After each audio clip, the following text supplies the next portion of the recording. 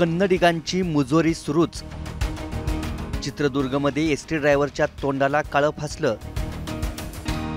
कोल्हापुरात कर्नाटकच्या बसवर भगवा लावत ठाकरे गटाचा इशारा। महाराष्ट्र कर्नाटक सीमावाद पुन्हा एकदा पेटलाय।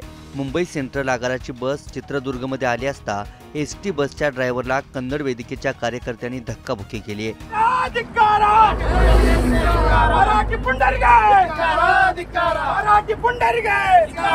मुजोर कन्नड वेदिकेच्या कार्यकर्त्यांनी एवढ्यावरच न थांबता बससह बंगळुरू मुंबई बसच्या ड्रायव्हरच्या तोंडालाही काळं फासलंय।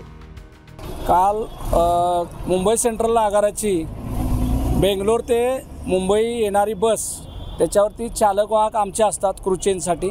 तर ते चालक वाहक ज्यावेळी बेंगलोरपासून कोल्हापूरच्या दिशेने येत होते गाडी बस घेऊन, त्यावेळी चित्रदुर्गच्या 2 किलोमीटर अलीकडं रात्रीच्या वेळी साधारण 9-10च्या दरम्यान बस 2-3 कार गाड्या आल्या, गाडी बसच्या आडव्या लावल्या आणि त्यांनी चालकाला गाडीमधून उतरून घेतलं, त्याला धक्काबुक्की केली, मारहाण केली आणि त्यानंतर त्यांच्या तोंडाला काळं फासलं।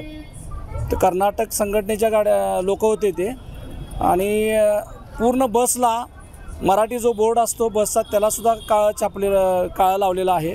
या घटनेचे पडसाद कोल्हापुरातही उमटलेत। ठाकरे गटानं कर्नाटकच्या बसवर भगवा लावत कानड्यांची मस्ती उतरवू म्हणत थेट इशारा दिलाय।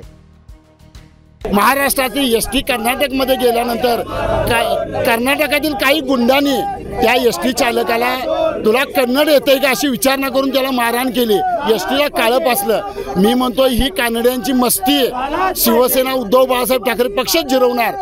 आमच्या मराठी भाषिकांचा जो ट्रेलरचा कार्यक्रम केला, आम्ही ह्या सीमा भागात राहणाऱ्या कानड्यांच्यावर पिक्चर दाखवणार, आम्ही अशा पद्धतीने त्यांना ठोकणार की परत त्याने आमच्या मराठी भाषिकांचा नाद करायला, अशा पद्धतीचा इशारा आम्ही शिवसेना उद्धव बाळासाहेब ठाकरे पक्षाच्या वतीने देत आहे।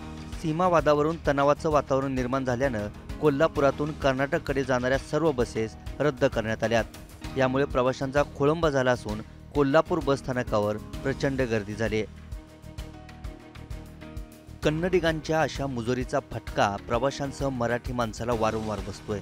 त्यामुळे राज्य सरकारने थेट भूमिका घेत केंद्राच्या माध्यमातून सीमावादाचा तिढा कायमस्वरूपी सोडवावा अशी मागणी केली जाते। ब्युरो रिपोर्ट, मुंबई तक।